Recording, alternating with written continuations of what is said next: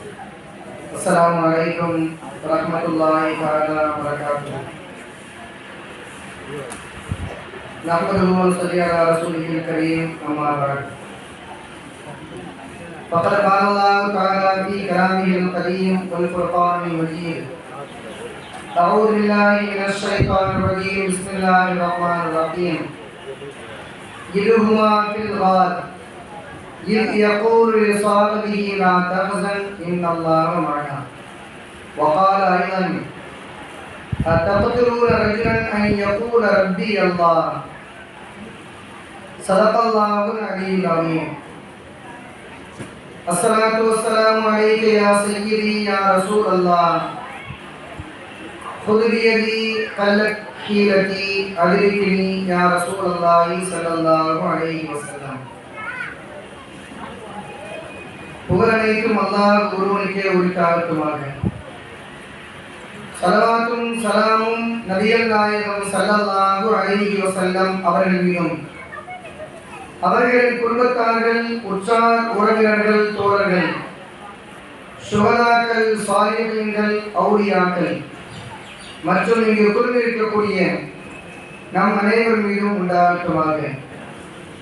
இந்த மஜ்லிஸிலே கலந்து கொள்வதின் பரக்கத்தினால் இதை ஏற்பாடு செய்தவர்களுடைய அந்த வாழ்க்கையிலேயும் இதற்காக முழு ஒத்துழைப்பினுடைய எல்லோருடைய வாழ்க்கையிலும் அல்லாஹ் எல்லா நன்மைகளையும் நிறைவான முறையிலே அல்லாஹ் தந்தல் புரிவானாக. எல்லா துன்பங்களை விட்டும் எல்லா காலத்திலையும் அல்லாஹ் பாதுகாத்து தரல் புரிவானாக. இன்றைய தலைப்பு நபிகளார் ஸல்லல்லாஹு அலைஹி வஸல்லம் அவர்களுடைய மதீனத்து பயணம் என்பதாக எனக்கு வழங்கப்பட்டிருக்கிறது. பெருமானார் ஸல்லல்லாஹு அலைஹி வஸல்லம் அவர்கள் மதீனாவுக்கு போனாங்கன்னா சும்மா போகல. மற்ற பயணங்களை போல மதீனாவினுடைய அந்த ஹிஜ்ரத் என்று சொல்லக்கூடிய இந்த பயணம் அமையவில்லை. மாறாக மிக கரடு முரடான கஷ்டங்களுக்கு பின்பாக, கொடூரமான கஷ்டங்களுக்கு பின்பாக நபிகள் நாயகம் ஸல்லல்லாஹு அலைஹி வஸல்லம் அவர்கள் சஹாபா பெருமக்களோடு சேர்ந்து மதீனா நகருக்கு செல்கிறார்கள். மக்கா சொந்த ஊர். அந்த சொந்த ஊரில் வசிப்பதற்கான எந்த ஒரு காரணமும் ஏற்படவில்லை. நாளுக்கு நாள் இஸ்லாமிய மக்கள் பெருகிக் கொண்டே செல்கின்றார்கள். யாரெல்லாம் இஸ்லாத்திற்கு எதிராக இருந்தார்களோ அந்த மக்கள் எல்லாம் இப்போது இஸ்லாமிய மார்க்கத்தை தழுவிக்கிறார்கள் என்ற காரணத்தினால் நபிகள் நாயகம் ஸல்லல்லாஹு அலைஹி வஸல்லம் அவர்களுக்கும் சஹாபா பெருமக்களுக்கும் இஸ்லாத்தை தழுவிய அத்தனை மக்களுக்கும் மிகவும் கொடூரமான கொடுமைகளை கொடுக்க ஆரம்பிக்கின்றார்கள். அதிலேயும் குறிப்பாக சொல்ல வேண்டுமானால், பலகீனமாக யாரெல்லாம் வாழ்ந்து கொண்டிருக்கின்றார்களோ, மிக ஏழ்மையில் வறுமையில் வாழக்கூடிய, எதிர்த்து கேட்பதற்கு முடியாத பலகீனமானவர்கள், அந்த மக்களை மிக கொடூரமான முறையில் தாக்குகிறார்கள். இந்த தாக்குதல் கொஞ்சம் மட்டும் இல்லை, அளவுக்கு அதிகமான முறையிலே அமைகின்றது. ஒரு கட்டத்தில் கர்பலாவுடைய திரையிலே ஒரு காகிதத்தில் ஒரு செய்திகளை எழுதி வைத்திருக்கிறார்கள். இந்தந்த நபர்கள் இந்த ஊரை விட்டும் ஒதுக்கி வைக்கப்பட்டவர்கள், அவர்களோடு யாரும் பேசக்கூடாது அப்படின்னு ஒரு காலகட்டம். ஒரு காலமாக தொங்க விட்டுருக்கிறாங்க. அந்த பேப்பர் கடைசியில் கரையை அழிச்சு ஒன்றும் இல்லாமல் போயிடுச்சு. அப்படி ஒரு சூழ்நிலை, உயிருக்கு உத்தரவாதம் இல்லாத ஒரு காலகட்டம். கடைசி நிர்பந்தமான நேரத்தில் சஹாபா பெருமக்கள் ஹபஷான்னு சொல்லக்கூடிய அபிசீனியாவிற்கு ஹிஜ்ரத் செய்கின்றார்கள். ஆரம்பத்தில் முதல் நடந்த ஹிஜ்ரத் அபிசீனியாவிற்கு சஹாபா பெருமக்கள் செல்கின்றார்கள். அதற்கு பின்பும் அந்த மக்காத்து காத்திர்களுடைய கொடுமைகள் தொடர்வதன் காரணத்தினால் நபிகள் நாயகம் ஸல்லல்லாஹு அலைஹி வஸல்லம் உயிருக்கு பரிசுகளை வழங்குகிறார்கள். அந்த உயிரை யாராவது பறிச்சிட்டீங்கன்னா உங்களுக்கு 1000 ஒட்டகம் தர்றேன், 100 ஒட்டகம் தர்றேன், 1000 பொற்காசுகளை தர்றேன் அப்படின்னு ஆசை வார்த்தைகளை காண்பிக்கிறார்கள். பொது மனசனுடைய யதார்த்தமானவனுக்கு ஆசையை காமிச்சிட்டோம்னா எவ்வளோ பெரிய மனிதர்களும் கட்டுப்படக்கூடிய ஒரு காலகட்டம். பெருமானார் ஸல்லல்லாஹு அலைஹி வஸல்லம் உயிரை பறித்து விட்டார், உங்களுக்கு பரிசு இருக்கின்றது அப்படின்னு உறுதியாக சொல்லிட்டாங்க. இந்த செய்தி வந்தவுடன் என்னாச்சுன்னா மக்கத்து காப்பிர்கள் எல்லாம் போட்டி போட்டுக் கொண்டு உயிரை பறிப்பதற்கு தயாராகிறார்கள். அல்லாஹ் விடுவானா? ஈரோட தலைவர் கண்மணி ஸல்லல்லாஹு அலைஹி வஸல்லம் அவர்களை பாதுகாப்பது அல்லாஹ்வுடைய பொறுப்பு. அல்லாஹ் பாதுகாக்கிறார். ஒரு நாள் உச்சகட்டமான ஒரு சூழலை, அந்த எதிரிகள் எல்லாம் வீட்டை முற்றுகையிடுகின்றார்கள். வீட்டுக்கு வெளியே வந்து படுத்து கிடக்கிறாங்க. இரவு நேரம் வீட்டுக்கு வெளியே படுத்திருக்கிறாங்க. எப்படியெல்லாம் எதிரிகள் திட்டமிட்டு இருக்காங்கன்னா, ஒவ்வொரு ஆள் கையிலையும் வாள் இருக்கும், ஒவ்வொரு ஆளுடைய கையிலையும் வாள் இருக்க வேண்டும். ஆனா ஒரே ஒரு நிபந்தனை என்னன்னா, யாராவது குறிப்பிட்டு வெட்டிட்டாருன்னு யாருடைய பேர் வரக்கூடாது. முகமது ஸல்லல்லாஹு அலைஹி வஸல்லம் யார் வெட்டினது? எல்லாரும் சேர்ந்தா வெட்டினாங்க. அப்படின்னு ஒரு சூழ்நிலை உண்டாகணும். யாரும் குறிப்பிட்ட நபருடைய பெயர் வரக்கூடாது என்பதிலே அனைவருமே ஒருமித்த கருத்தாக இருந்தார்கள். அப்படி இருந்த அந்த நேரத்தில் அந்த எதிரிகள் எல்லாம் வீட்டுக்கு வெளியே தயாரா நிற்கிறாங்க. முகமது ஸல்லல்லாஹு அலைஹி வஸல்லம் அவர்கள் இரவிலே தங்குவார்கள், வீட்டிலே தூங்குவார்கள். அதிகாலை ஃபஜ்ருடைய தொழுகையின் சமயத்திலே தொழுகைக்காக பள்ளிவாசலுக்கு வருவார்கள். வரட்டும், நீங்க இருந்தவங்க பார்க்கலாம் அப்படின்னு தயாரா நிற்கிறாங்க. இந்த சமயத்தில் அல்லாஹ் சொல்றான், நபியே நாயகமே, வீட்டை விட்டு வெளியே வாங்க, நீங்க வீட்டை விட்டு வெளியே வாங்க, நீங்க மதீனாவுக்கு போங்க அப்படின்னு அல்லாஹ் சொல்றான். வீட்டுக்கு வெளியே எதிரிகள் குவிஞ்சு நிற்கிறான். வெளியே வந்தா கொன்றுவான். அப்படி ஒரு நிர்பந்தமான காலகட்டம். நபிகள் நாயகம் ஸல்லல்லாஹு அலைஹி வஸல்லம் அவர்கள் அந்த நிர்பந்தமான உயிருக்கு ஆபத்தான மிக பயமான அந்த நேரத்திலேயும் கூட பெருமானார் ஸல்லல்லாஹு அலைஹி வஸல்லம் அவர்கள் உடனடியாக வெளியேறவில்லை. தன்னுடைய படுக்கையிலே தன்னுடைய மருமகனார் அலி ரலியல்லாஹு தஆலா அவர்களை படுக்க வைத்திருக்கிறார்கள். படுக்க வைத்தது மட்டுமல்ல, நபிகள் நாயகம் ஸல்லல்லாஹு அலைஹி வஸல்லம் அவர்களை எதிரிகள் அன்றைய தினத்திலே அழைத்த வார்த்தை அஸ்-சாதிக் அல்-அமீன், நம்பிக்கையாளர், உண்மையாளர் என்ற பட்டத்தோடு அழைத்திருந்த அந்த காலகட்டம். நிறைய அமானிதங்களை கொடுத்து வைத்திருந்தார்கள். யார் ரசூலல்லாஹ் கையில வச்சுக்கிறீங்க, யார்கிட்ட கொடுத்தாலும் எங்களுக்கு உத்தரவாதம் கிடையாது. உங்க கையில கொடுத்தோம்னா அந்த பொருள் அப்படியே இருக்கும், எங்களுக்கு நம்பிக்கை இருக்கு, நீ யாருக்கும் மோசடி செய்ய மாட்டீர்கள். நம்பி இருந்தார்கள். இருந்த போதிலும் ஈமானுடைய விஷயத்திலே மட்டும் நம்பிக்கை வரவில்லை. இந்த நிர்பந்தமான காலகட்டத்தில் பெருமானார் ஸல்லல்லாஹு அலைஹி வஸல்லம் அவர்கள் தன்னுடைய மருமகனாரை தன்னுடைய படுக்கையிலே படுக்க வைத்துவிட்டு சொல்கின்றார்கள், அலி அவர்களே, இதே படுக்கையிலே படுத்திருங்கள், அதிகாலை தொழுகைக்கு எடுத்து செல்லுங்கள். இன்னொரு மனிதனுக்கு நான் கொடுக்க வேண்டிய அமானித பொருட்கள் இன்னவெல்லாம் இருக்கிறது என்பதாக அதற்கான பட்டியலை கொடுத்திருக்கிறார்கள்.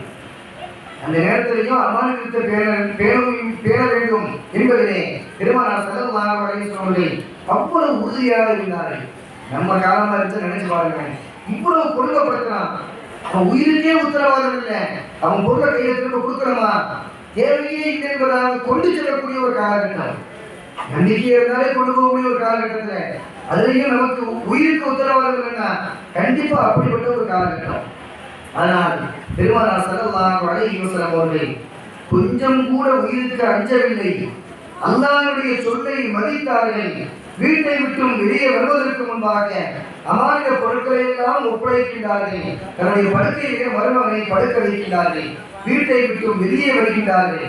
எதிரியை மொத்தம் குமிஞ்சிருக்கிறான். சில நேரத்தில் பார்த்தீங்கன்னா ஒரு சில மனிதர்கள் நம்மளையே பார்க்குற மாதிரி தெரியும், ஆனால் பார்வை இங்கதான் இருக்கும். அல்லாஹ் பார்வையை பிடித்து விடுவான். அந்த பார்வையுடைய சக்தியை அல்லாஹ் எடுத்து விடுவான். நம்மை பார்த்து கொண்டே இருப்பான். ஆனால் அவருடைய சிந்தனைகள் எல்லாம் எங்கோ சென்று கொண்டிருக்கும். இதே போல்தான் எதிரிகள் எல்லாம் தாக்குவதற்கு தயாராக இருக்கின்றார்கள். ஒவ்வொருவருடைய கையிலையும் பலத்த கூர்மையான வாளை வைத்திருக்கின்றார்கள். ஆனால் அனைவரும் வெளியே நிற்கிறார்கள், காத்து கொண்டிருக்கிறார்கள். அந்த நேரத்தில் யாருக்கும் எந்த பயமும் இல்லாமல் அல்லாஹ்வை மட்டுமே பயந்தவர்களாக ஈரோட தலைவர் கண்மணி ஸல்லல்லாஹு அலைஹி வஸல்லம் அவர்கள் வெளியே வருகிறார்கள். எதிரிகள் பார்த்து நிற்கிறார். பெருமானார் ஸல்லல்லாஹு அலைஹி வஸல்லம் அவர்கள் தன்னுடைய கரத்தினால் அந்த மண்ணை ஒரு பிடி எடுக்கின்றார்கள்.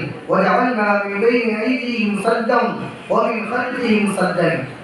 இவர்களுக்கு மத்தியிலே நாம் திரையை ஏற்படுத்தினோம் என்று அல்லாஹ் சொல்லக்கூடிய வசனத்தை ஓதுகின்றார்கள். அந்த மணலிலே ஊதுகின்றார்கள், வெளியே தூவி விடுகின்றார்கள். அல்லாஹ் அவருடைய கண்களை அல்லாஹ் மூடிவிட்டார்.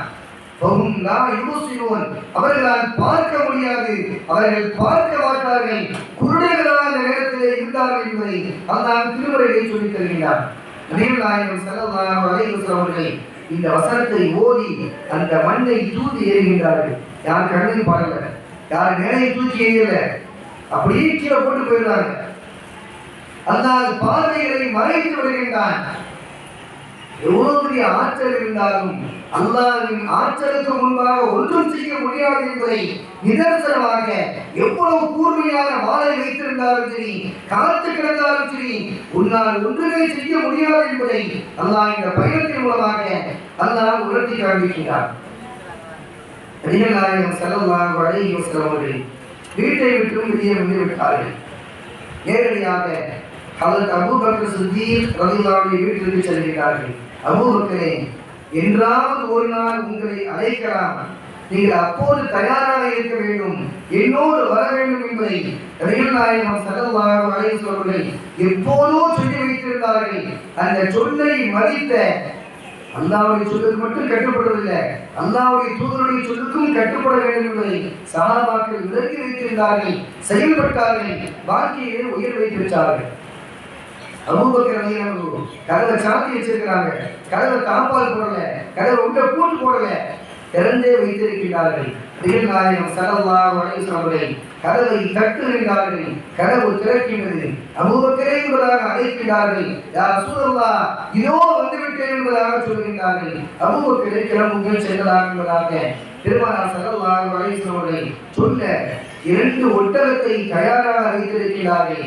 அந்த ஒட்டகையோடு வீட்டை விட்டு வெளியே வருகின்றார்கள்.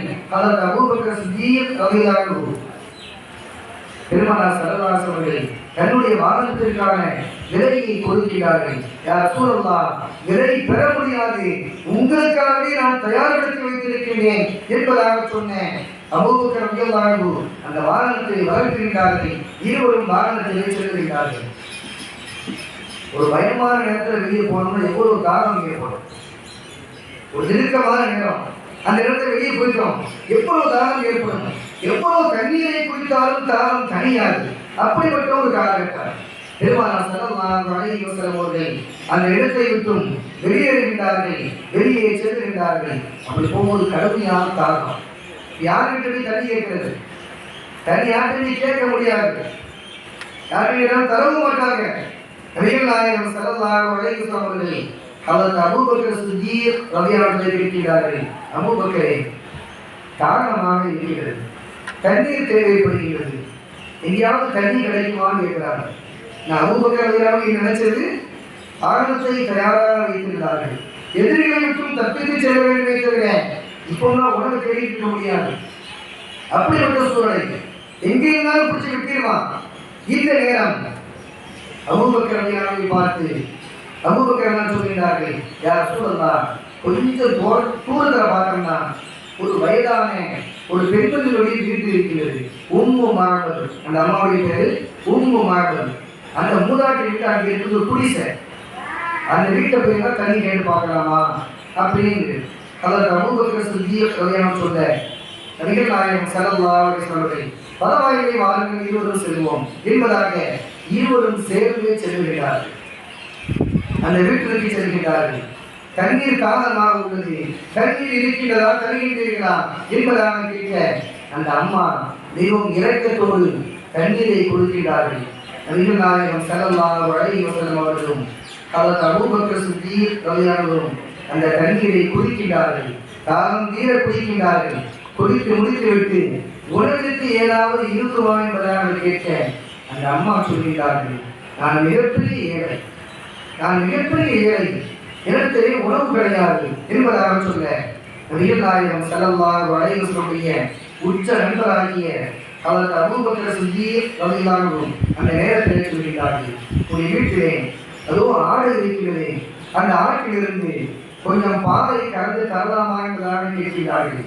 அந்த அம்மா சொல்றாங்க, அந்த ஆடு பால் கறந்து பல மாதங்கள் ஆகிவிட்டது, பால் கறந்தாலும் வராது, மனு வத்தி போய்விட்டது, நான் என்ன செய்யறது, உங்களுக்கு உதவி செய்யற அளவுக்கு ஒரு சூழ்நிலை எனக்கு இல்லையே அப்படின்னு நம்ம வருத்தப்படுறாங்க.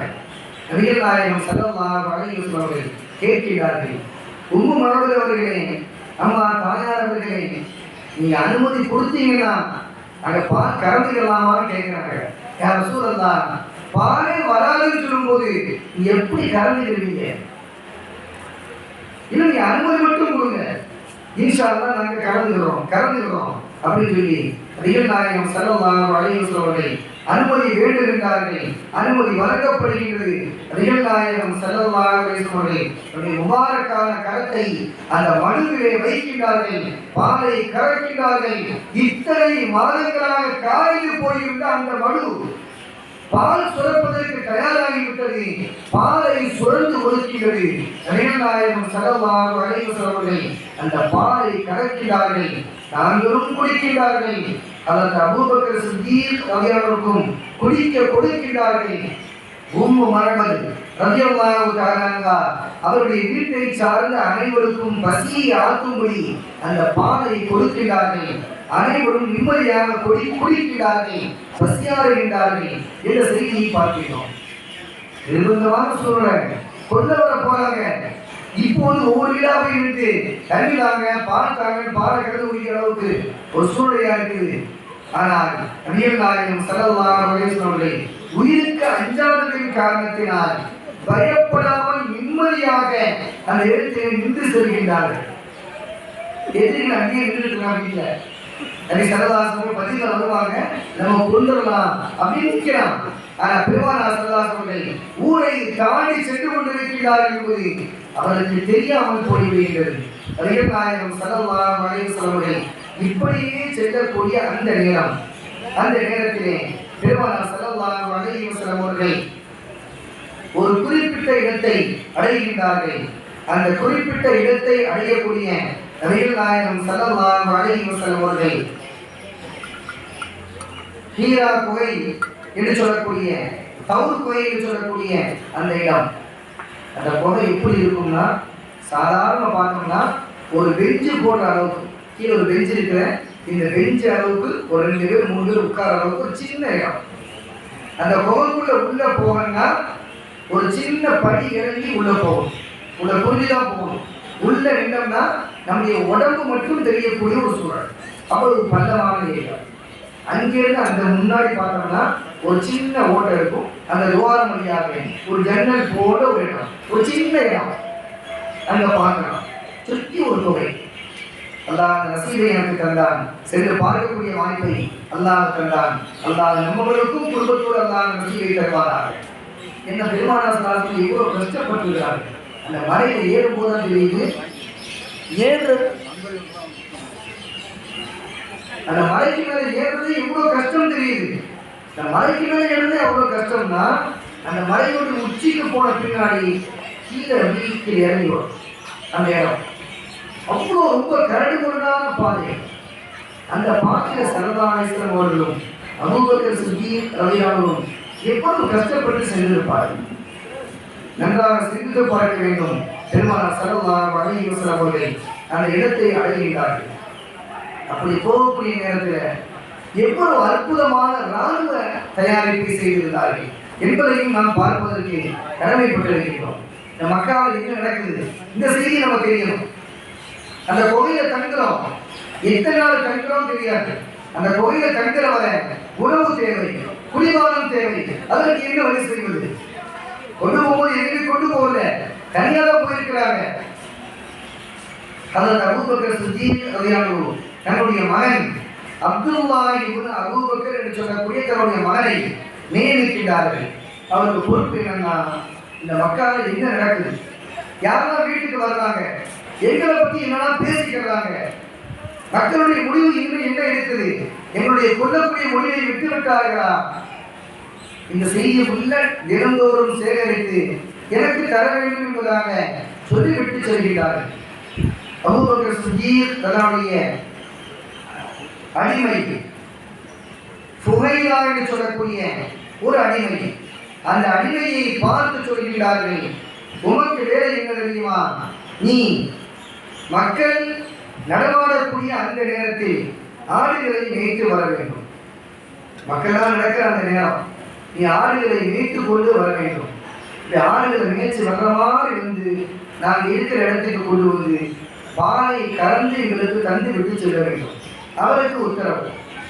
அது மட்டுமல்ல, நாங்கள் சென்றதற்கு பின்பாக நாங்கள் சென்ற வாகனத்தினுடைய கால் கடம் பதிந்திருக்கும். வர்ற பாதையில அந்த கடத்தெல்லாம் அழிச்சுக்கிட்டே வரும். என் கடத்தை வச்சு நேரம் கண்டுபிடிச்சிருவான் அப்படின்னு சொல்லிவிட்டு சொல்கிறார்கள். இருந்த போதிலும் எவ்வளவு கடத்தை அழித்தாலும் சரிதான், அந்த அழித்த தரமாக இருக்கும் அல்லவா, அந்த எதிரிகள் அதை வைத்து கண்டுபிடிக்கிறார்கள். இவ்வளவு ஏற்பாடையும் செய்திருக்கக்கூடிய நபிகள் நாயகம் ஸல்லல்லாஹு அலைஹி வஸல்லம் அவர்கள் அங்கே அந்த குறிப்பிட்ட தௌர் குகைக்கு செல்கிறார்கள். அப்படி செல்லக்கூடிய அந்த நேரத்திலே பெருமானார் ஸல்லல்லாஹு அலைஹி வஸல்லம் அவர்கள் தங்களுக்கு உணவு தேவை என்பதாக நினைப்பதற்கு முன்பாகவே ஹஜ்ரத் அபூபக்கர் சித்தீக் ரலியல்லாஹு அன்ஹு தன்னுடைய மகனார் அஸ்மா ரலியல்லாஹு தஆலா அன்ஹா அவர்கள் சிறுபிராயம். பொதுவாக சின்ன பிள்ளைங்க எங்கேயா போறாங்கன்னா எங்கேயோ விளையாட்டா போயிட்டு இருக்கிறாங்க, இல்லை அத்தாவை தேடி போயிட்டு இருக்கிறாங்க, மக்களுக்கு சந்தேகம் வராது. ஆனால் அஸ்மா ரலியல்லாஹு தஆலா அன்ஹா நீங்க அறிவாற்றல் மிகுந்தவர்கள், எனவே அவர்களுக்கு பொறுப்பை கொடுக்கிறார்கள். உணவை கொண்டு வரக்கூடிய பொறுப்பை நீ எடுத்துக்கொள். ஒரு நாளைக்கு என்ன உணவோ அதை கொண்டு வந்து கொடுக்கிறது உன் பொறுப்புமா அப்படின்னு பொறுப்பை கொடுத்து விட்டு சென்றார்கள். இவ்வளவு நிர்பந்தமான காலகட்டத்திலே அந்த எதிரிகள் குகைக்கு செல்வதற்கு தயாராக இருக்கின்றார்கள். மனுஷன் அறிவு பெருசா, அல்லாஹ்வுடைய ஆற்றல் பெரிதானா? அல்லாஹ்வுடைய ஆற்றலே பெரிது என்பதை நாம் இந்த பயணத்தின் மூலமாக தெரிந்து கொள்ள முடிகிறது. பெருமானார் ஸல்லல்லாஹு அலைஹி வஸல்லம் அவர்கள் அந்த குகைக்குள்ள நுழைகிறார்கள். நுழைஞ்ச கொஞ்ச நேரம், அளவுக்கு அதிகமான நேரம் கிடையாது. அந்த குகையில மொத்தமே தங்குறது 3 நாள். அந்த குகையில தங்குறது மொத்தமே 3 நாட்கள். அல்லாஹ் செய்த அருள்கொடைகளை எண்ணி பாருங்கள். அல்லாஹ் நினைத்தால் எந்த துன்பத்தையும் அல்லாஹ்வால் தகர்க்க முடியும் என்பதை இந்த பயணம் நமக்கு எல்லாம் உணர்த்துகிறது. வாழ்க்கைய நோயா, ஒரு சோதனையா, முக்கியமான பிரச்சனையா, எதையும் நம்ம கவலைப்பட வேண்டிய அவசியம் இல்லை. அல்லாஹ்வை நாம் பொறுப்பை போட்டுவிட்டு நாம் அமர்ந்தோம் என்றால் அல்லாஹ் நிச்சயமாக அதற்கான வழியை தருவான், நம்முடைய துன்பங்களை நீக்குவான், நோய்களை நீக்குவான் என்பதை இந்த பயணத்தின் மூலமாக அல்லாஹ் உணர்த்தி காண்பிக்கிறார். அந்த கோயில கண்டது மொத்தமே 3 நாள். அந்த 3 நாட்களில் அல்லாஹ் செய்த விபரீதமான முடிவுகள் அப்படின்னு சொல்றாங்க. என்ன முடிவுனா, அந்த கோயிலுடைய வாசலில் அல்லாஹ் ஒரு மரத்தை முளைய வைக்கிறார். ஒரு மரம், அந்த மரம் என்ன செய்யுதுன்னா அப்படியே வளருது. அல்லாஹ் சொல்ற மரமே நீ வளரு. மரம் வளருனா இப்படி அதிகபட்சம் எடுத்துனா 1 மாசமா தான் ஆகும். ஒரு செடியா வளரணும்னால 1 மாசமா தான் ஆகும். ஆனா அப்போது அல்லாஹ் உத்தரவிடுகின்றான், உடனடியாக அந்த மரம் முளைக்கின்றது, அந்த குகையினுடைய வாசலை மூடுகின்றது. அது மட்டுமல்ல, அந்த மரத்திற்கு மேலே ஒரு புறா வந்து அமர்கின்றது, முட்டை இடுகின்றது. சிறந்தியை அல்லாஹ் அனுப்புகின்றான். அந்த சிறந்தி வலையை பின்னுகின்றது. சிறந்தி வலை பின்னா அதுக்கு சில நாட்கள், குறிப்பிட்ட நாட்கள் இருக்கு. அப்பதான் வலையை பின்னி பிடிக்க முடியும். ஒரே நாள்ல 1 மணி நேரத்திலேயோ 3 நாளையோ பின்னி பிடிக்க முடியாததால அது கொஞ்சம் கொஞ்சமா எச்சிலை வைத்து அந்த வலையை பின்னி கொண்டிருக்கும்.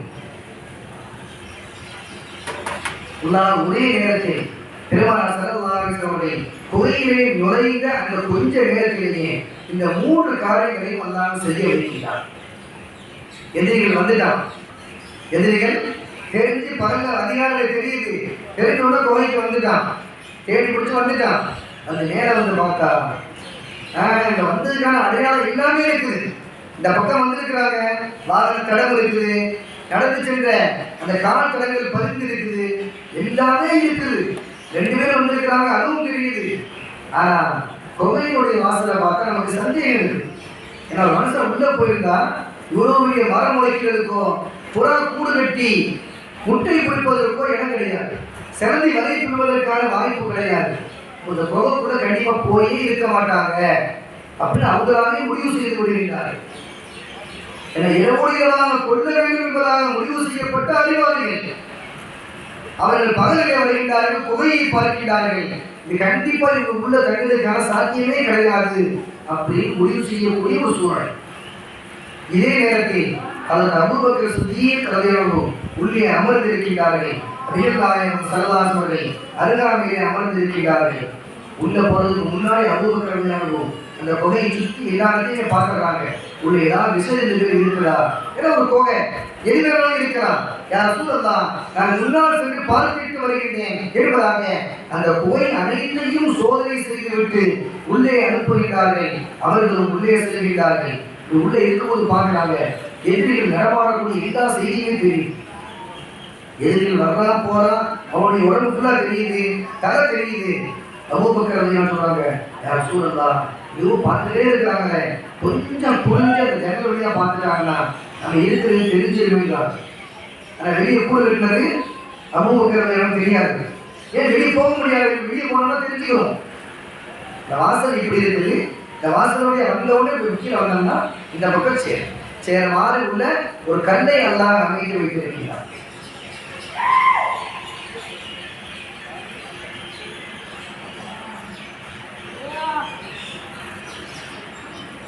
இப்போது எதிரிகள் பார்க்காங்க, கண்டிப்பா ஸல்லல்லாஹு அலைஹி வஸல்லமோ அபூபக்கர் ரலியல்லாஹு இந்த இடத்துக்கு வந்ததுக்கான அடையாளமே கிடையாது.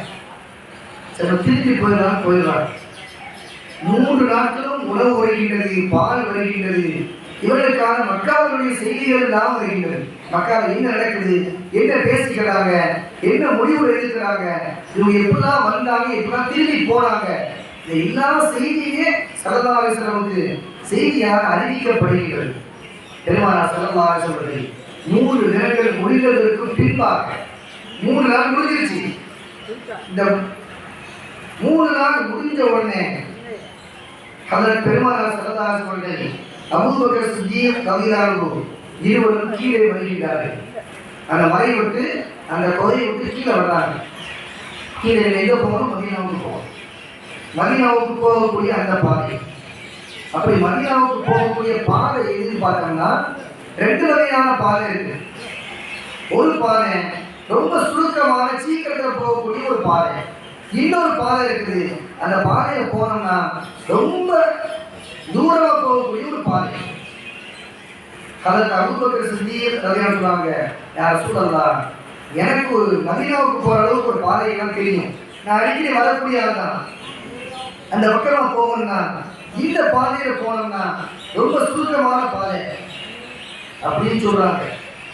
சரத் ரலியல்லாஹு வழிகாட்டி, ஏற்கனவே உணவுக்கு ஆள் ஏற்பாடு செய்யாச்சு, செய்திகளை சேகரிக்கிறதுக்கு ஆள் ஏற்பாடு செய்யாச்சு, பால் கொண்டு வருவதற்கு ஒரு ஆள் ஏற்பாடு பண்ணியாச்சு, எல்லாமே நடந்திருக்குது. இப்போ வழிகாட்டுறதுக்கு ஒரு ஆள் சரத் ரலியல்லாஹு அவங்க வெளியே நிற்கிறாங்க, தயாரா நிற்கிறாங்க, வழிகாட்டுறதுக்கு வந்திருக்கிறாங்க. இப்போ ஸல்லல்லாஹு அலைஹி வஸல்லம் அவர்கள் எந்த பாதையில போகலான்னு கேட்கும்போது அந்த சரத் ரலியல்லாஹு சொல்றாங்க, யார் ரசூலல்லாஹ், சுற்றி போற பாதையில நம்ம போயிடும். ஏன்னா சுருக்கமான பாதை இருக்கிற இந்த பாதையில போனோம்னா அந்த 2 திருடர்கள் இருக்காங்க. 2 திருடர்கள் அந்த ஊருடைய நுனியிலே இருப்பார்கள். அவங்க என்ன வேணா அந்த பாதையில் யாரும் வந்தாலும் சரி விட மாட்டாங்க, என்ன பொருளை கொண்டு போனாலும் கொள்ளடிக்காம விட மாட்டாங்க. அப்படி ஒரு சூழ்நிலை. அந்த 2 பேரும் நிற்கிறாங்க, யார் ரசூலல்லாஹ், அந்த பாதையில வேண்டாம், நம்ம சுத்தியே போயிடுவோம். யாரு? சரத் ரலியல்லாஹு சொல்றாங்க. நபிகள் நாயகம் ஸல்லல்லாஹு அலைஹி வஸல்லம் நம்மலாம் என்ன யோசிப்போம்? கண்டிப்பா சுற்றி கூட போயிடுவோம், அந்த பாதையில நம்ம பண்ணுவோம். நபிகள் நாயகம் ஸல்லல்லாஹு அலைஹி வஸல்லம் சொன்ன பதில் என்ன தெரியுமா?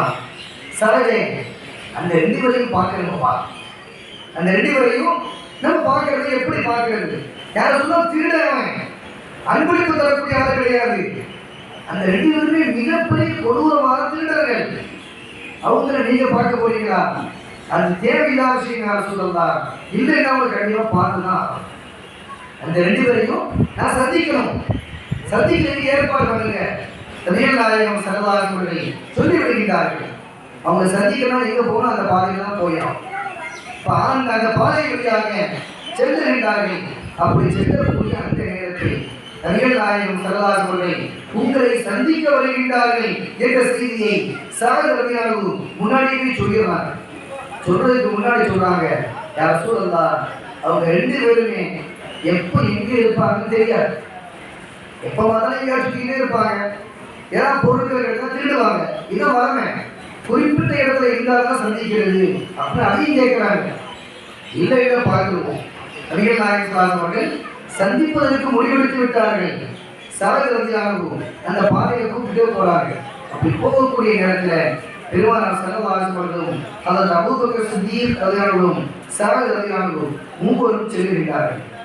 சரகரதியாகவும் அந்த 2 திருடர்களையும் பார்த்து, உங்களை பார்க்கறதுக்கு ஒரு பெரிய மனுஷன் வந்திருக்கிறார், அவங்கள பார்க்கணுன்றாங்க, நீங்க கொஞ்சம் வாங்கலன்னு அப்படின்னு கூப்பிடுறாங்க. அந்த 2 பேரும் நினைச்சிட்டாங்க, பெரிய ஆள்னா ஒரு வலுவான ஆள் வந்திருக்காங்க போது தெரியுது, வசமான பொருட்கள் கிடைக்க போகுது அப்படின்னு நினைச்சிட்டு இங்க வர்றாங்க. வரும்போது ஒரு பயம் கலந்த ஒரு மரியாதை நிமித்தமான ஒரு பயமும் உள்ள இருக்கு. அந்த 2 பேரும் வர்றாங்க. வந்த உடனே பெருமானார் ஸல்லல்லாஹு அலைஹி அவர்கள் பார்க்கிறார், உங்களை 2 பேரையும் சந்திக்கிறதால அந்த பாதையில நான் வந்தேன், இல்லைன்னா வேற பாதையில போகலான்னு சொன்னாங்க. உங்களை சந்திப்பவேன்றதுக்காக அந்த பாதையில வந்தேன். உங்க 2 பேருடைய பேர் என்ன அப்படின்னு சொல்லி நபிகள் நாயகம் ஸல்லல்லாஹு அலைஹி அவர்கள் கேட்கிறார். அந்த 2 பேரும் சொல்றாங்க, மகானா. மகானா உன் பேர் என்ன? மகானா. மகானா மட்டமான ஆள். மகானா மட்டமான ஆள், கேவலமான ஆள், ஒன்றுக்குமே நாயக்கில்லாத ஆள், இழிவான ஆளுன்னு அர்த்தம். நபிகள் நாயகம் ஸல்லல்லாஹு அலைஹி அவர்கள் அந்த 2 பேரையும் பார்த்து 2 பேருக்கு பேரு மகானா. மகானா மகானா 2 பேர் வச்சிருக்கிறாங்க. நபிகள் நாயகம் ஸல்லல்லாஹு அலைஹி அவர்கள் அந்த இருவரையும் பார்த்து சொல்கிறார்கள், உங்கள்கிட்ட கொஞ்சம் பேசலாம், ஒரு சில விஷயமா அழைப்பு கொடுக்கலாம்ன்றதுக்காக உங்களை சந்திக்க வந்தேன் அப்படின்னு நபிகள் நாயகம் ஸல்லல்லாஹு அலைஹி அவர்கள் தன்னுடைய உயிருக்கு பணயம் வைத்த அந்த நேரத்திலையும் கூட ஈமானை பெறுவதற்கு சொல்வதிலே எந்த ஒரு தயக்கமும் காட்டவில்லை. அது திருடாக இருந்தாலும் சரி, பெருமானார் ஸல்லல்லாஹு அலைஹி அவர்கள் அந்த இருவரையும் பார்த்து பேச்சுவார்த்தை நடத்துகின்றார்கள். பேச்சுவார்த்தை நடத்தி கேட்கிறாங்க, நான் ஒரு சொல்றேன், அதை ஏற்றுக்கிறீங்களான்னு கேட்கிறாங்க. யார சொல்றதாலும் நீங்க சொல்லுங்க. நான் என்ன சொல்ல போறேன் தெரியுமா?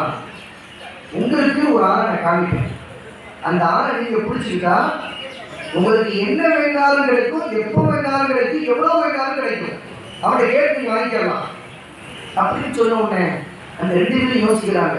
யார சொல்லலாம், அப்படி ஒரு ஆளுக்கு கிடைச்சிருச்சுன்னா நாங்க ஏன் இரவு கோலா முடிச்சுட்டு தேவையில்லாம திருடு கோழி மாதிரி போய் திருடக்கூடிய வேலை பார்க்கணும்? இது தேவையே கிடையாது எங்களுக்கு.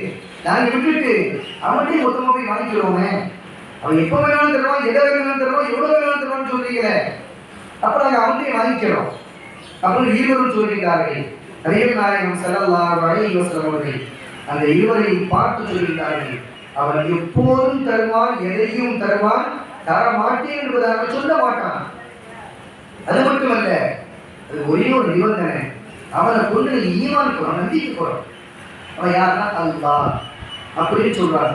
இந்த வார்த்தையை கேட்ட உடனே இருவருடைய உள்ளமும் மாறுகின்றது. இருவரும் திருந்துகின்றார்கள். அஷ்ஹது அல்லா இலாஹா இல்லல்லாஹ் வ அஷ்ஹது அன்ன முஹம்மதன் அப்துஹு வ ரசூலுஹு என்ற கலிமாவை இருவரும் சொல்லுகிறார்கள். இல்ல கவனிச்சு பார்க்கணும். யாரை எதிரியாக நினைத்து சாகரியாக சொன்னார்களோ, இந்த பாதையில போனா 2 திருடர் இருக்காங்க, அவங்க ரொம்ப மோசமான ஆளுன்னு சொன்னாங்களோ, அந்த சரகரதியாக சொன்னார்கள். ஆனால் அந்த 2 திருடர்களுமே இப்போது எப்படி மாறிவிட்டார்கள் தெரியுமா?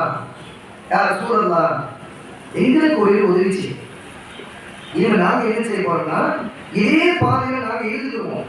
இந்த பாதையில யார் வந்தாலும் சரி, யார்கிட்டையும் நாங்கள் இந்த பொருளை திருட மாட்டோம், நாங்கள் அல்லாஹ்வையே கேட்டுக்கிறோம், அல்லாஹ் தருவான் என்பதாக முடிவெடுத்த அந்த இருவர்களும் சொல்லுகிறார்கள், யார் சூழல்லாம் இனிமே யாராவது இந்த பக்கம் வந்தாங்கன்னா அவங்களை கூப்பிட்டு உங்கள்கிட்ட வந்தோம், அவங்களுக்கு நேர்வழிக்காமீங்க. திருடர்கள் மறிக்கக்கூடிய அந்த மக்களை அல்லாஹ் வழிகாட்டக்கூடிய நேர்வழிப்பட்டவர்களாக அல்லாஹ் மாற்றினார் என்ற செய்தியை அந்த வரலாற்று வேதமாக பார்க்க முடிகிறது. பெருமானார் ஸல்லல்லாஹு அலைஹி வஸல்லம் அந்த ஹிஜ்ரத் பயணம், மதீனாவிற்கு செல்லக்கூடிய அந்த பயணம் தொடர்கின்றது. பெருமானார் ஸல்லல்லாஹு அலைஹி வஸல்லம் அந்த இருவரையும் கலிமா சொல்வதற்கு பின்பாக கேட்கிறார்கள், உங்க பேர் என்ன பாருகிறார்? மகானா, இழிவானவர்கள். அப்போது அதே பேர் சொல்றாங்க. நபிகள் நாயகம் ஸல்லல்லாஹு அலைஹி வஸல்லம் சொல்லுகின்றார்கள், உங்க பேர் அது கிடையாதுப்பா, இத்தனை நாள் மட்டமான ஆளுநராக இருந்தீர்கள், கேவலமான மனிதர்கள், இனிமேல் உங்களுடைய பெயர் அக்கிரமாணி, இருவரும் கண்ணியமானவர்கள், மிக மிக கண்ணியமானவர்கள் என்ற பெயரை நபிகள் நாயகம் ஸல்லல்லாஹு அலைஹி வஸல்லம் அவர்கள் அந்த இருவருக்கும் பெயராக மாற்றினார்கள் என்ற செய்தியையும் பார்க்கிறோம். கண்ணியமானவர்களாகவே மாறினார்கள். எதை நம்ம புரியுதுன்னா, பெருமானார் ஸல்லல்லாஹு அலைஹி வஸல்லம் அவர்கள் மதீனாவிற்கு செல்லுகின்றார்கள். செல்லக்கூடிய பாதை சரியான பாதையாக அமைய வேண்டும்.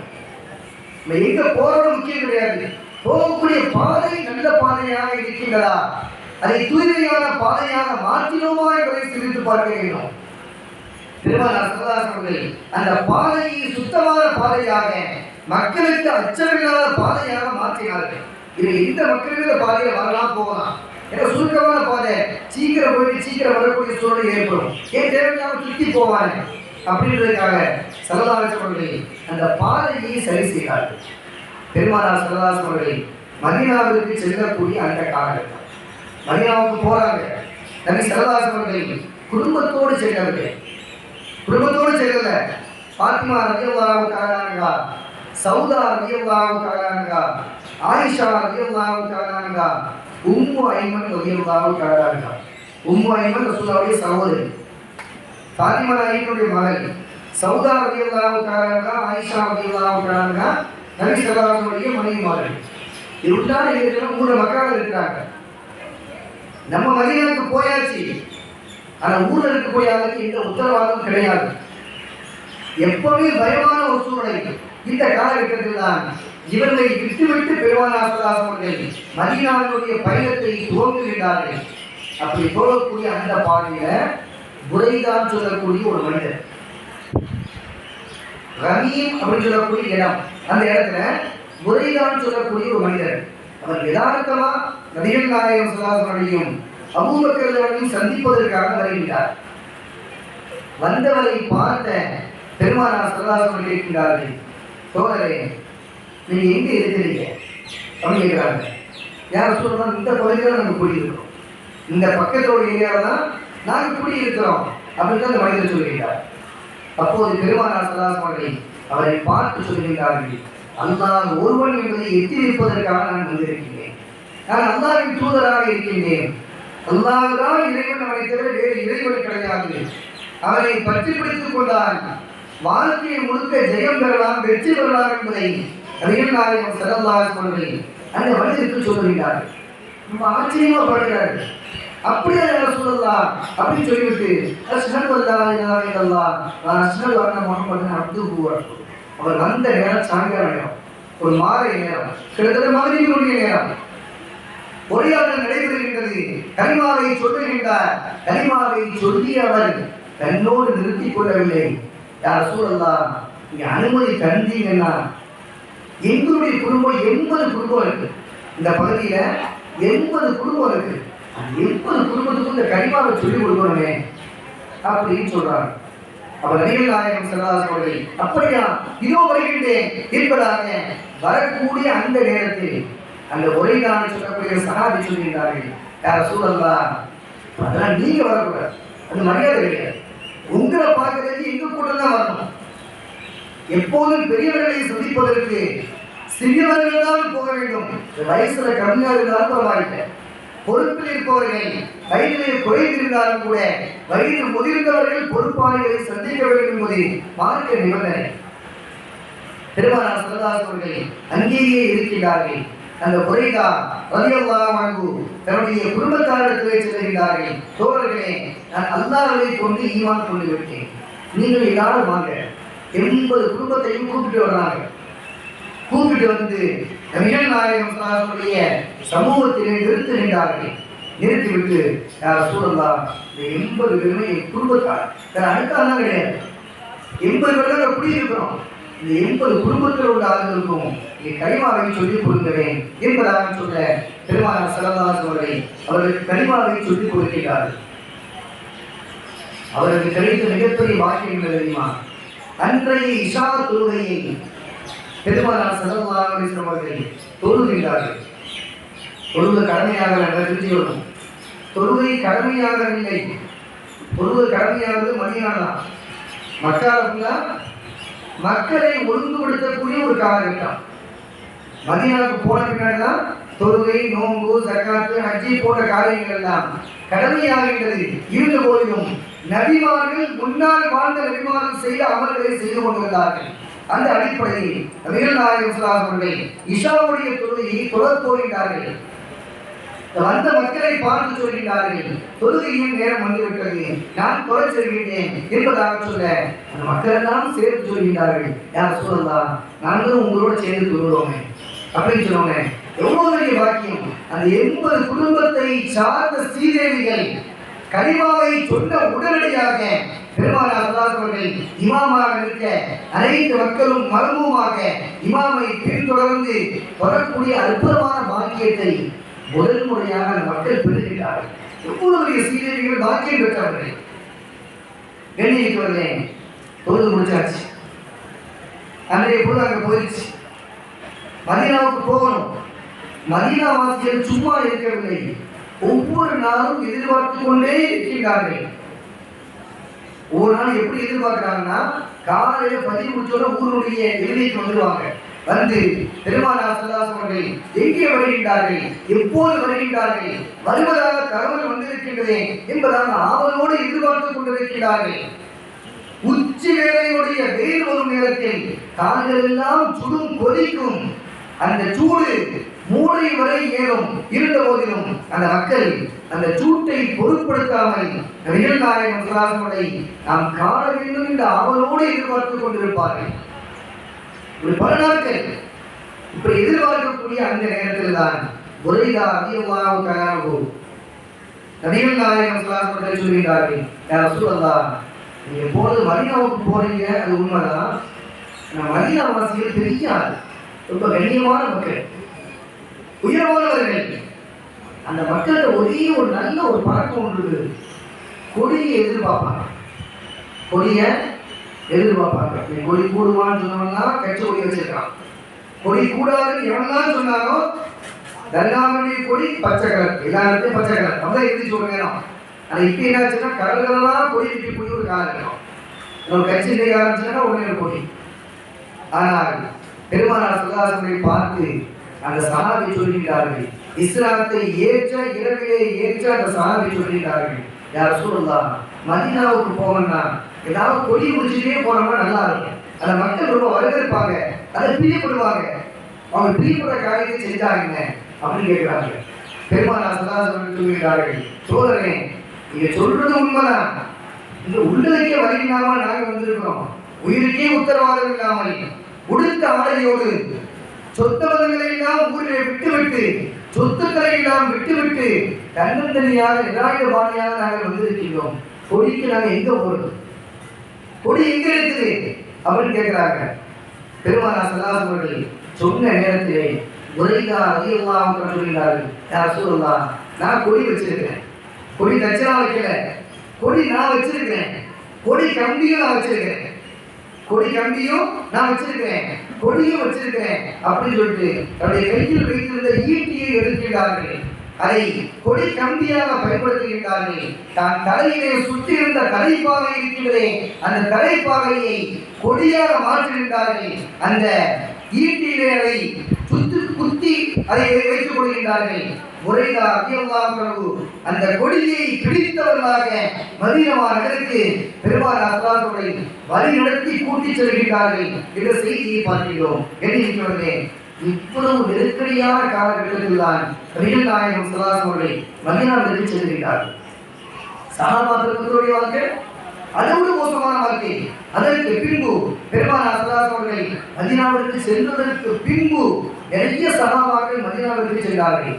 அதில் குறிப்பிட்டு சொல்ல வேண்டுமானால் அபூ சலமா ரலியல்லாஹு தஆலா அன்ஹு அவங்க மனைவி மக்களோடு சேர்ந்து மதீனாவுக்கு செல்வதற்கு ஆயத்தமாயிட்டார்கள். அந்த ஊர் மக்கள், மக்காவை சார்ந்தவர்கள் ஊருடைய எல்லையை தடுத்து நிறுத்துகிறார்கள். சொல்லுகிறார்கள், அபூ சலமா எங்க போறீங்க? மதீனாவுக்கு போறேன். அதெல்லாம் போக முடியாது, உடனே மாட்டோம் அப்படின்னாங்க. கண்டிப்பாக போய்தான் போகாம இருக்க மாட்டேன், இந்த ஊரை தங்க முடியாதுனால எவ்வளவு மறுக்கிறாங்க. அப்படி போகணும்னு நினைச்சுன்னா நீங்க மட்டும் போங்க, மனை மக்களை விட்டுட்டு போயிருங்க, மனை மக்களை கூட்டு போகாதீங்க அப்படின்னு சொல்றாங்க. அபூ சலமா ரலியல்லாஹு தஆலா சரி விட்டுட்டு போறேன், மனைவி மக்களை விட்டுட்டு போகணும். அவங்க குறிக்கோள் என்னன்னா மனைவி மக்களை விட்டுட்டு போனா எப்படியாவது திரும்ப மக்காவுக்கு வந்துடுவார், அந்த நபியை விட்டுட்டு வந்துடுவாரு அவங்களுடைய எண்ணங்கள். அபூ சலமா ரலியல்லாஹு தஆலா விட்டு விட்டு சென்று விட்டார்கள். சிறிது நாள் கிடைத்ததற்கு பின்பாக அவருடைய மனைவி மக்கள் எல்லாம் மதீனாவிற்கு சென்றார்கள் என்ற செய்தியையும் பார்க்கிறோம். இது மட்டுமல்ல, சுஹைப் ரலியல்லாஹு அன்ஹு சொல்லக்கூடிய ஒரு சஹாபி. அந்த சஹாபிக்கு மக்கால நிறைய சொத்து இருந்துச்சு, சொத்து நிறைய வாங்கி போட்டிருந்தாங்க. இப்போ மதீனாவிற்கு சென்ற வெளியே நிறுவனம் அவங்களுக்கு ஒரு பெரிய சிறப்பை எல்லாம் வழங்கியிருந்தான். அம்பு எய்யக்கூடிய ஒரு சிறப்பை எல்லாம் வழங்கியிருந்தான். அம்பு எரிஞ்சாங்கன்னா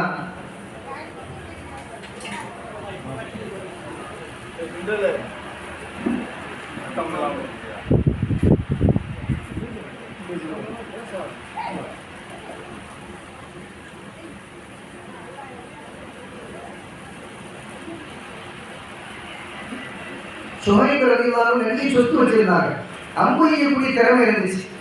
அவங்க என்ன செஞ்சாங்கன்னா அப்படி போகக்கூடிய பாதையில வழி முடிக்கிறாங்க, இங்க போக முடியாதுன்றாங்க. நான் போய்தான் வந்தேன் அப்படின்றாங்க. கடைசியில் சொல்றாங்க, கையில அம்பு வச்சிருக்கிறேன், இருக்கிற எல்லாத்தையும் எனக்கு எவ்வளவு அம்பு இருக்கோ அப்படி எரிஞ்சு உங்களை கொண்டுருவேன் அப்படின்றாங்க. பரவாயில்லை, நீங்க செய்யுங்க. அப்போ சுவைகள் தான் கேட்கிறாங்க, உங்களுக்கு என்ன வேணும், நீங்க என்ன எதிர்பார்க்கு அதை சொல்லுங்க, நான் தந்துடுறேன்றாங்க. ஏதாவது நீங்க பார்த்து செஞ்சீங்கன்னா ரொம்ப நல்லா இருக்கும் அப்படின்னு ஒண்ணு. இந்த ஊரோட சொத்து ஃபுல்லா இருக்குப்பா, அவரோட சொத்தை நீங்க எடுத்துரு, ஊரோட சொத்தை ஃபுல்லா நீங்க பங்கு போட்டு எடுத்துருங்கன்னு சொல்லிடுறாங்க. சொல்லி முடிச்ச உடனே பங்கு போடுறதுதான் குறிக்கோள் அவங்களுக்கு. அந்த சொத்தை கூட ஆளுக்காக பங்கு போட்டு அப்படி போயிருக்காங்க. எல்லாருமே வழிமுறை எல்லாருமே சொத்து கிடைச்சி தெரிஞ்சவொன்னா அங்கே எந்திரிச்சு போய் சொத்தை பங்கு போட போயிட்டாங்க. இவங்க ஊருக்கு கிளம்பிட்டாங்க, மதீனாவுக்கு போயிட்டாங்க. மதீனாவுக்கு போய் சேர்றாங்க. நபிகள் நாயகம் ஸல்லல்லாஹு அலைஹி வஸல்லம் அந்த நேரத்தில் சொல்கிறார்கள், யா சுஹைப் ரலியல்லாஹு திஜாரதக, உங்களுடைய வியாபாரம் லாபம் மிக்கதாக அமைந்து விட்டது. நீங்க செஞ்ச வியாபாரம் இருக்குது ரொம்ப லாபமான வியாபாரம். ஏன் சொன்னாங்க? அதான் குர்ஆனை இறக்கிட்டாங்க. ஒமின் நாஸி மை யஷ்தரி நஃப்ஸஹு திகா மர்லாத்தில்லாஹ், மக்கள் சிலர் இருக்கின்றார்கள் அல்லாஹ்விற்காக வேண்டியே தன்னுடைய சொத்துக்களை எல்லாம் விட்டு விட்டார்கள். அல்லாஹ் சொல்றான், அவ்வளவு பெரிய பாக்கியத்தை பெற்றவர்கள் என்பதை அல்லாஹ் சொல்கிறான். அப்போ சுனைகிறவர்கள் அப்படி அவங்களுடைய சூழல். ஒவ்வொரு சஹாபாக்களுடைய வாழ்க்கையை பார்த்தோம்னா இந்த ஹிஜ்ரத்துக்காக மதீனாவுக்கு செல்லக்கூடிய அந்த பிரயாணத்தில் நிறைய கஷ்டப்பட்டு இருக்கிறார்கள். அதை குறிப்பிட்டு சொல்ல வேண்டுமானால் உம்மு ஐமன் ரலியல்லாஹு தஆலா ரசூலுல்லாஹ்வுடைய சகோதரின்னு சொன்னாங்க. அவங்க எப்படிப்பட்டவங்கன்னா நோம்பு வச்சுக்கிட்டே மதீனாவுக்கு போறாங்க. நோம்பு வச்ச நிலைமையில மதீனாவுக்கு போறாங்க. போகக்கூடிய பாதை கொண்டு போன தண்ணி ஃபுல்லாக காலியாக போச்சு. நோம்பு திறக்கிறதுக்கு முன்னாடி தண்ணி குடிக்கணும். தண்ணி தாகம் அளவுக்கு அதிகமான தாகம், உயிர் போகக்கூடிய காலகட்டம். நோம்பு திறக்கணும், என்ன செய்யறது? உம்மு ஐமன் ரலியல்லாஹு தஆலா தன்னோடு சில பெண்களோடு செல்லுகிறார். அப்படி செல்லக்கூடிய நேரத்தில் அல்லாஹ் வானத்திலிருந்து ஒரு வாளியை அல்லாஹ் இறக்குகின்றான். அந்த வாளி நிரம்ப தண்ணீர் இருக்கிறது. அந்த தண்ணீரை வைத்து நோன்பை திறக்கிறார்கள். தாகத்தை தணித்துக் கொள்கின்றார்கள். தாகம் மட்டும் போகவில்லை, பசியும் பறந்து விட்டது. பசியும் இல்லை, தாகமும் இல்லை. அப்ப மட்டும்தான் தாகம் போச்சா? அதுக்கு பின்னாடி வாழ்நாள் முழுக்க எவ்வளவு வெயிலில் நோன்பு வைத்தாலும் சரி தாகம் என்பதே அவருக்கு ஏற்படாது. தண்ணீர் குடிச்சாதான தேவை. இதே மாதிரி ஒரு தண்ணீர் இருக்கு, மறுமையில் இருக்கு. நபிகள் நாயகம் ஸல்லல்லாஹு அலைஹி வஸல்லம் ஒரு ஹவுல் கௌசர் என்று சொல்லக்கூடிய அந்த தடாகம் இருக்கிறது. அந்த தடாகத்துல யாராவது ஒரு முடக்கு தண்ணீர் குடித்து விட்டால் அதற்கு பின்பு தாகமே ஏற்படாது. அதுக்கு பின்னாடி தாகம் என்பதே கிடையாது. பின்னாடி குடிப்பாங்க, ருசிக்காக குடிப்பாங்க. அல்லாஹ் நமக்கும் அந்த ரசீதை அல்லாஹ் தருவானாக, நம்முடைய சந்ததிகளுக்கும் அல்லாஹ் தருவானாக. சஹாபாக்கள் எவ்வளவு கஷ்டப்பட்டு இந்த ஹிஜ்ரத்தை மதீனாவுக்கு பயணத்தை மேற்கொண்டிருக்கிறார்கள் என்பதை பார்க்க முடிகிறது. ஒரே ஒரு செய்தியை மட்டும் சொல்லி நிறைவுக்கு வருகின்றேன். பெருமானார் ஸல்லல்லாஹு அலைஹி வஸல்லம் அந்த சஹாபா பெருமக்களை துஃபைல் தௌசி என்று சொல்லக்கூடிய பெருமானார். தௌசி அப்படின்னு குடும்ப பேர். அந்த குடும்பத்தை பற்றி, குடும்பத்தில் உள்ள ஒரே ஒரு நபரை பற்றி துஃபைல் ரலியல்லாஹு செய்தியை பதிவு செய்கிறார். நாங்கள் எல்லாரும் ஒரு கூட்டமாக போனோம், மதீனாவுக்கு போனோம். மதீனாவுக்கு போகக்கூடிய அந்த நேரத்தில் ரொம்ப தூரம் நடந்திருக்கிறோம். சாப்பாடு ஒழுங்கான சாப்பாடு கிடையாது, குடிபானம் கிடையாது, நடை அளவுக்கு அதிகமான நடை, இந்த வாகன வசதியும் இல்லாத ஒரு காலகட்டம், வசதி இல்லாத மக்கள். அவ்வளவு எளிய வாழ்க்கையிலே இந்த சஹாபா பெருமக்கள் எல்லாம் சென்று கொண்டிருக்கிறார்கள். அந்த தௌசி கூட்டத்தை சார்ந்தவர்களெல்லாம் சென்று கொண்டிருக்கிறார்கள். அப்படி செல்லக்கூடிய நேரத்தில் அந்த கூட்டத்தில் ஒரே ஒரு மனிதர் அளவுக்கு அதிகமாக நடந்து பசியோடு கிடந்ததுனால கடுமையான காய்ச்சல் ஏற்பட்டு விட்டது, குளிர் ஜுரம் ஏற்பட்டு விட்டது. குளிரை அவரால் தாங்க முடியவில்லை, அந்த காய்ச்சலுடைய வேதனையை தாங்க முடியவில்லை, அவருக்கு வந்த வேதனையை அவரால் பொறுக்க முடியவில்லை. இப்படி உச்சகட்டத்துக்கு போயிட்டாரு. இனிமேல் அவரால் ஒன்றும் செய்ய முடியாதுன்னு ஒரு காலகட்டம். அந்த சஹாபி உடனே என்ன செஞ்சாங்கன்னா, கையில் ஒரு கத்தி வச்சிருந்தான். அந்த கத்தியை வச்சுட்டு கையில் உள்ள நரம்பு ஒரு பக்கத்தில் வெட்டினார். ரத்தம் புறப்புறம் ஓடிட்டு ஆறாக ஓடிக்கொண்டு இருக்கிறது. அதே கையினால் மற்றொரு கையை கத்தியால் கிழிக்கின்றார்கள். ரத்தம் ஆறாக பெருக்கெடுத்து ஓடுகின்றது. சஹாபா பெருமக்கள் எல்லாம் செல்லக்கூடிய பாதையிலே இருக்கின்றார்கள். எங்களை வைத்தியம் பார்க்கிறது வழி கிடையாது. இருந்த வைத்தியத்தையெல்லாம் சஹாபா பெருமக்கள் செய்கின்றார்கள். ரத்தம் அளவுக்கு அதிகமாக வெளியேறிவிட்டதால் அந்த சஹாபியினுடைய கடைசி காலகட்டத்தை நெருங்கிவிட்டார். இவரை காப்பாற்ற முடியாது அப்படின்னு ஒரு காலகட்டத்தில் அந்த சஹாபி தள்ளப்படுகிறார். அப்படி தள்ளப்படக்கூடிய அந்த நேரத்தில் அந்த சஹாபி உயிரும் இறந்து விடுகிறார், உயிரும் பிரித்து விடுகிறது. சஹாபாக்கெல்லாம் சேர்ந்து அடைக்கிறாங்க. ரொம்ப வேதனையான ஒரு சூழ்நிலை. இந்த சஹாபி இவ்வளவு கஷ்டப்பட்டு கடைசி நேரத்தில் பண்ணிட்டாரு, ரொம்ப மனசு வேதனைப்படுகின்றார்கள். அடைக்கி முடித்து விட்ட சஹாபிகள் மதீனாவிற்கு செல்கிறார்கள். மதீனாவிற்கு சென்ற அன்றைய இரவிலே எல்லா சஹாபாக்களும் உறங்குகிறார்கள், தூங்குகிறார்கள். நான் அதே சிந்தனை, நம்மோடு வந்து ஒரு சஹாபி இப்படி பண்ணிட்டாரு, எவ்வளவு நல்ல காரியத்துக்கு போகும்போது இப்படி பண்ணிட்டாரு அப்படின்னு ரொம்ப யோசிக்கக்கூடிய ஒரு காலகட்டம். துஃபைல் தௌசி ரலியல்லாஹு அதே சிந்தனையோடு படுத்திருக்கிறார்கள். இரவிலே கனவொன்று காணுகிறார்கள். அந்த கனவிலே துஃபைல் தௌசி ரலியல்லாஹு தஆலா காணுகிறார்கள். யார் கையை அறுத்து இரத்தமெல்லாம் வெளியேறி இறந்து விட்டாரோ அந்த சஹாபியை பார்க்கிறார்கள். அழகான முக லட்சணத்தோடு பார்க்கிறார். ரொம்ப லட்சணமா இருக்காங்க, பார்க்கறதுக்கு ரொம்ப அழகா இருக்காங்க. அவங்களை பார்த்த உடனே இந்த சஹாபி கேட்கிறாங்க, அந்த சஹாபி யார் தெரியுமா? இந்த கையை அறுத்து இறந்துட்டாங்க, அவங்க யாருன்னா அவங்க மூலமாக நிறைய இஸ்லாத்தை கருத்திருக்கிறார். அதில் குறிப்பாக சொல்ல வேண்டுமானால் அதற்கு அபூ ஹுரைரா ரலியல்லாஹு தஆலா நிறைய ஹதீஸ் அறிவிச்ச ஒரு அறிவிப்பாளர். அவங்களும் அந்த கூட்டத்தை சார்ந்தவர்கள். இவர்கள் மூலமாகவே கலிமாவை சொல்லியிருக்கிறார். அவ்வளோ பெரிய பாக்கியம் பெற்ற அந்த சீதை கடைசியில கையை அறுத்து இறக்க வேண்டிய ஒரு சூழல். வலி தாங்க முடியல, காய்ச்சலை பொறுக்க முடியவில்லை, இறந்து விட்டார்கள். இப்ப கனவுல பார்க்க ஒரு அழகான சூழத்துல இருக்கிறாங்க. இந்த சஹாபி கேட்கிறாங்க, என்னங்க அல்லாஹ் உங்களை எப்படி நடந்துருக்கான், உங்க நிலைமை என்னன்னு கேட்கிறாங்க. அந்த இறந்த சஹாபி சொல்றாங்க, அல்லாஹ் என்கிட்ட ரொம்ப அழகா நடந்துட்டான், என்னுடைய எல்லா பாவத்தையும் அல்லாஹ் மன்னித்து விட்டான், நான் தற்கொலை செய்த அந்த பாவத்தையும் அல்லாஹ் மன்னித்து விட்டான். எதன் காரணத்தினால் தெரியுமா? நான் மதீனாவிற்கு பயணமாகி வந்ததன் காரணத்தினால், அந்த ஹிஜ்ரத் செய்த காரணத்தினால் என்னுடைய அந்த பாவத்தையும் அல்லாஹ் மன்னித்துட்டான். இந்த சஹாபி அப்பதான் பார்க்கிறாங்க.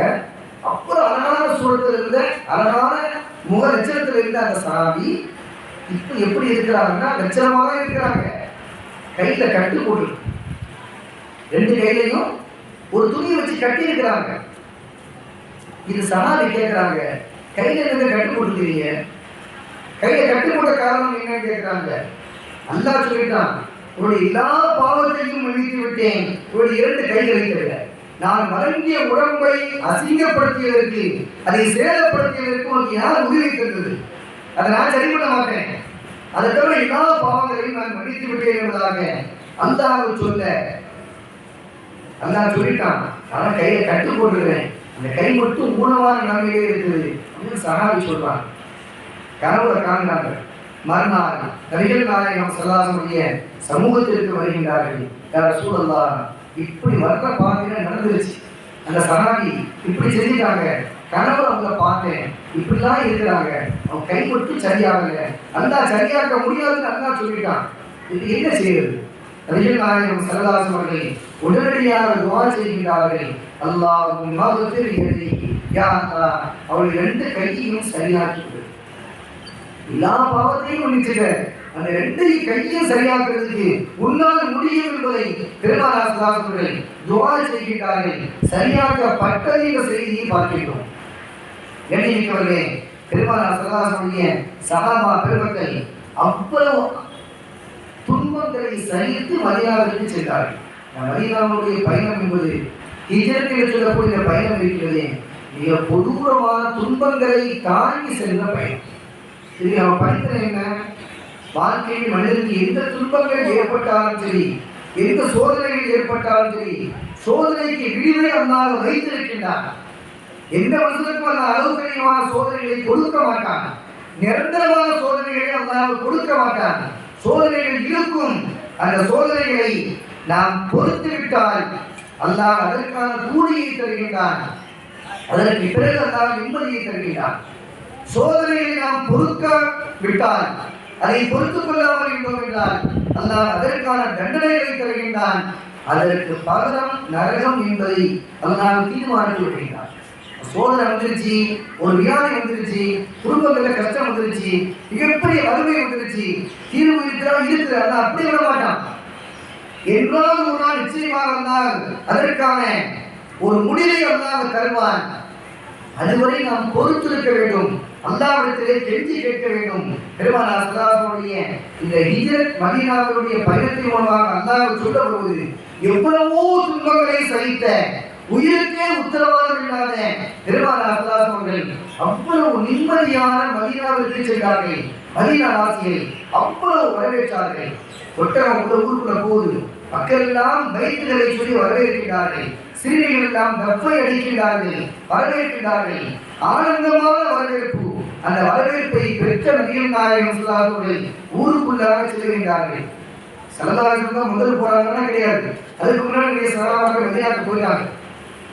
இப்போ ஸல்லல்லாஹு அலைஹி வஸல்லம் மதீனாவிற்கு செல்லக்கூடிய அந்த நேரத்தில் இந்த ஒட்டகத்தை பார்த்து யாரும் சொல்லுவாங்க, யாரும் சொல்லலாம், எங்க வீட்டுக்கு வாங்க, நிறைய வசதி இருக்கு, எங்க வீட்டுக்கு வாங்க, எங்க வீட்டுக்கு வாங்க, ஒவ்வொரு நாளும் கூப்பிடுறாங்க. நபிகள் நாயகம் ஸல்லல்லாஹு சொல்கிறார்கள், இந்த ஒட்டகத்திற்கு அல்லாஹ் ஏவி இருக்கிறார், அது எங்கே இருக்க வேண்டுமோ அந்த இடத்தில் சென்று செய்யும் என்பதாக பெருமானார் ஸல்லல்லாஹு அலைஹி சொல்லுகிறார்கள். அது ஏழையான எத்தியமான 2 குழந்தைகளுக்குள்ள அந்த வீட்டிற்கு முன்பாக அந்த ஒட்டகம் நின்றது. அந்த மதீனாவிற்கு செல்வதற்கு சற்று முன்பு மஸ்ஜிதே குபான்னு சொல்லக்கூடிய இடம் இருக்கிறது. அங்கே பெருமானார் ஸல்லல்லாஹு அலைஹி சஹாபா பெருமக்கள் சிலரோடு கண்டுகின்றார்கள். இந்த இடம் ஒரு பள்ளிவாசல் கட்டினா நல்லா இருக்குமே அப்படின்னு நினைக்கிறாங்க. பெருமானார் ஸல்லல்லாஹு அலைஹி தன்னுடைய முபாரக்கான கையினால் கட்டிய முதல் பள்ளிவாசல் இந்த பள்ளிவாசல். அதற்கான செங்கலை சுமக்குகின்றார்கள். சஹாபா பெருமக்கள் ஒவ்வொரு பொருளையும் சுமந்து வருகிறார்கள். யார் ரசூலல்லாஹ், நீங்க சுமக்காதீங்க, நாங்க சுமந்து வரோம்னாங்க. பெருமானார் ஸல்லல்லாஹு அலைஹி சொல்கிறார்கள், தோழர்களே, இது நன்மைக்காக வேண்டி செய்யக்கூடிய ஒரு பணி, இதிலே முழுமையான நன்மைகளை அல்லாஹ் வைத்திருக்கின்றான், இதை தவிர மற்ற காரியங்களில் நன்மை கிடையாது என்பதாக பெருமானார் ஸல்லல்லாஹு அலைஹி சொல்லிவிட்டு தாங்களும் சேர்த்து பள்ளிவாசலை கட்டுவதற்கு ஒத்துழைத்தார்கள், கட்டிட பணிகளை செய்தார்கள் என்ற செய்திகளை பார்க்கிறோம். அதற்கு பின்புதான் பெருமானார் ஸல்லல்லாஹு அலைஹி மதீனா நகருக்கு செல்லுகின்றார்கள். எந்த வீட்டிலே தங்கியிருந்தார்களோ அந்த வீட்டை அன்பளிப்பாக வழங்கப்படுகின்றது. பெருமானார் ஸல்லல்லாஹு அலைஹி மறுத்து விடுகிறார்கள். அன்பளிப்பு தேவை கிடையாது, அதற்கான முழுமையான கடையத்தை நான் கொடுத்து விடுகிறேன் என்பதாக கொடுத்துவிட்டு அந்த இடத்திலே மிகப்பெரிய பள்ளிவாசலை கட்டினார்கள். அந்த பள்ளிவாசல் தான் மஸ்ஜிதுன் நபி, மஸ்ஜிதுன் நபவி, நபி ஸல்லல்லாஹு அலைஹி வஸல்லம் இல்லம் பள்ளிவாசல் என்பதாக சொல்லப்படக்கூடிய ஒரு சூழ்நிலையை பார்க்கிறோம். எனவே அல்லாஹ் வாழும் காலத்திலே நம்முடைய உயிர் பிரிவதற்கு முன்பாகவே கஅபாவை தவாப் செய்யக்கூடிய, உம்ரா செய்யக்கூடிய, ஹஜ் செய்யக்கூடிய நற்பாக்கியம் பெற்ற கூட்டத்தில் அல்லாஹ் நம்மையும் கியாமத் வரை வரக்கூடிய நம்முடைய சந்ததிகளையும் அல்லாஹ் ஆக்கி அருள் புரிவானாக.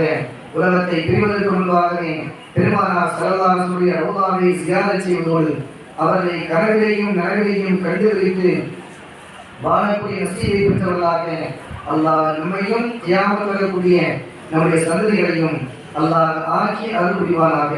பெருமானார் ஸல்லல்லாஹு அலைஹி வஸல்லம் அவர்கள் இந்த மதீனா நகரத்தினுடைய பயணத்திலே எவ்வளவு துன்பங்களை அனுபவித்தார்களோ அந்த துன்பங்களுடைய வாழ்க்கையிலே நினைத்து அதற்கு நன்றிகளாக பெருமானார் ஸல்லல்லாஹு அலைஹி வஸல்லம் மீது அளவுக்கு அதிகமான பிரியத்தை வைத்து வாழக்கூடிய நன்மக்களுடைய கூட்டத்தை அல்லாஹ் நம்மையும் நம்முடைய சந்ததிகளையும் அல்லாஹ் ஆக்கி அருள் புரிவானாக. இந்த மீலாது விழாவுடைய பழக்கத்தினால் இன்மை மறுமையின் எல்லா தேவைகளையும் அல்லாஹ் நிறைவாக நிறைவேற்றி இன்மை மறுமையின் எல்லா துன்பங்களிலும் அல்லாஹ் பாதுகாத்து மருந்தே கதி மருத்துவமனையே கதியில் வாழக்கூடிய அந்த வாழ்க்கையை விட்டும் அல்லாஹ் பாதுகாத்து அருள் புரிவானாக. இன்மை மறுமையின் எல்லா நிம்மதிகளையும் அல்லாஹ் நிறைவாக நிரந்தரமாக அல்லாஹ் கருதல் புரிவானாக.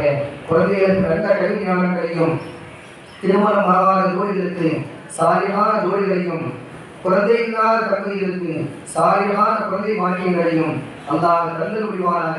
கடன் கஷ்டத்திலே மாற்றிருக்கக்கூடிய மக்களுக்கு கடனை விட்டும் விரைவிலே நிவர்த்தி பெறக்கூடிய நல்ல தோல்வியையும் அல்லாஹ் கருதல் புரிவானாக. கண் திருஷ்டி பொறாமைக்காருடைய பொறாமைகள் வஞ்சனைகள் சூனியம் போன்ற அனைத்து கருதிகளை விட்டும் அல்லாஹ் நம்மையும் நம்முடைய சந்ததிகளையும் அல்லாஹ் பாதுகாத்து அருள் புரிவானாக. வாஹிரு தஅவானா அல்ஹம்துலில்லாஹி ரப்பில் ஆலமீன். அஸ்ஸலாமு அலைக்கும் வரஹ்மத்துல்லாஹி தஆலா வபரகாத்துஹு. ஸல்லல்லாஹு